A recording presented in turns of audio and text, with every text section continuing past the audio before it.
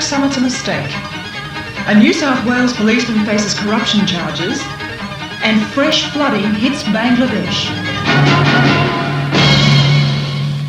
Good evening and welcome to the National for Tuesday, the 28th of May. In other headlines tonight, the Federal Communications Minister foreshadows the possible deregulation of the Australian television industry, the House of Representatives to be recalled for an extraordinary one-day sitting, and 5 anti-abortion campaigners arrested in Sydney. Also tonight, the Palestinians of Beirut, the target, it would seem, of senselessly brutal violence. Tonight, a report which explores whether the violence could be part of a grand strategy to determine once and for all the fate of the Palestinians. And Patrick O'Neill reports on a cookbook controversy, one that's upset many Australian book buyers. But now, the details. Further disaster has struck Bangladesh. Floods, triggered off by the cyclone which killed thousands of people at the weekend, have now forced another 200,000 from their homes in eastern Bangladesh, about 100 kilometres from the capital Dhaka. With further heavy rain forecast for the rest of the week, the situation is likely to deteriorate even further. For the moment, though, relief operations are being concentrated on survivors of the tidal waves which swept across 7 islands in the Bay of Bengal on Friday night. Navy ships are patrolling the bay looking for survivors and bodies. But on land, all is devastation. Bodies of people, carcasses of dead animals strewn about amongst what looks like matchwood, all that remains of homes and crops. Several of the islands are all but denuded of living people. The President of Bangladesh, General Ershad, spent yesterday visiting Sandwip Island west of the port of Chittagong. He told reporters later the devastation in the area is beyond description. The latest educated guess at a final death toll is 40,000. Definite casualty figures are impossible to come by with so many people being washed out to sea. There are stories of families down to 1 survivor, small children who've lost parents and brothers and sisters, women who've lost husbands and children. Many of the survivors have developed cracks in their skin from being soaked in salt water for hours and then exposed to the hot sun. They've gathered at the various relief centres that have been set up in the area. The Red Cross and the Red Crescent have launched an appeal to raise $2.5 million in emergency aid for the victims.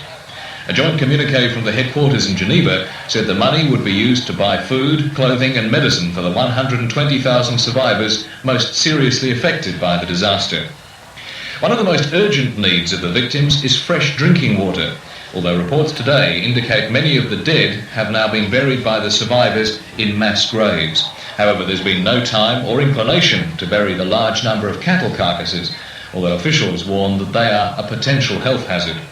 Bangladesh newspapers today estimate that about 5 million people have been affected by the cyclone. Journalists who visited the affected areas say they fear there are places that have still not been reached. The forthcoming tax summit was dealt a major blow today when the Victorian Premier described it as a mistake. Mr. CAIN said organising the summit was wrong because consensus on tax reform could never be reached. Mr. CAIN said he could think of nothing worse than 5 days of tax discussions, which in the end would achieve very little. The euphoria and goodwill of the 1983 summit has evaporated as far as Labor Premier John CAIN is concerned. In Melbourne today, Mr. CAIN refused to state his own position on tax reform, saying too many people were already talking. And the Victorian Premier has no hesitation in telling the Prime Minister he's made a mistake. And Bob Hawke's been a master of getting consensus. And I think he has already said that he's not going to get consensus at the tax summit because you have ranged there the subjective, narrow interest groups. And each is going to be putting their own point of view. Nobody likes taxes and wants to see any new form of tax. And Mr. Hawke should have kept his policy debate within the government, made up his mind and then gone ahead with the action.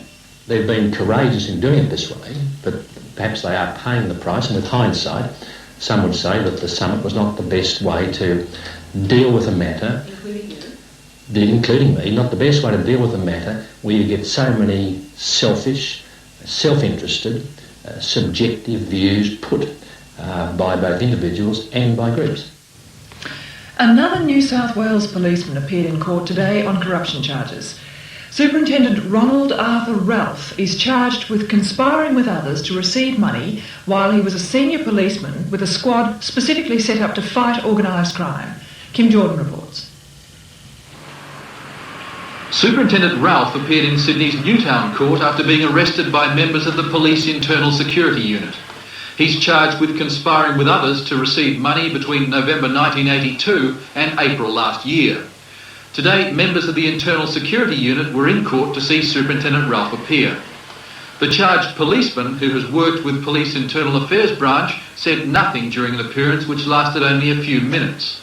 Superintendent Ralph was driven from court by senior police. He's been asked to make a submission to the Police Commissioner outlining any reasons why he shouldn't be suspended from duty.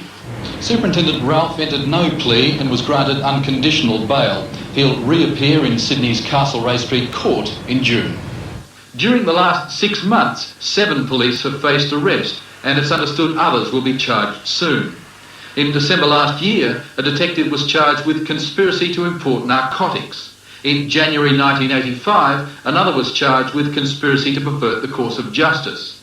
2 detectives were charged in February with assaulting a female. And in March this year, 3 officers were charged with conspiracy to pervert the course of justice and conspiracy to supply Indian hemp.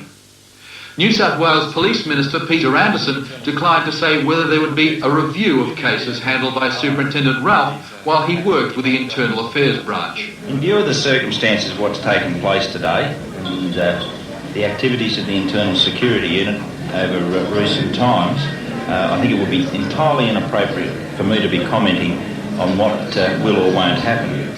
Kim Jordan with that report. The federal government has foreshadowed the possibility of major changes to the operations of the Australian television industry. The Communications Minister, Mr. Duffy, in an address to the Federation of Australian Commercial Television Stations, has hinted at deregulation of the industry.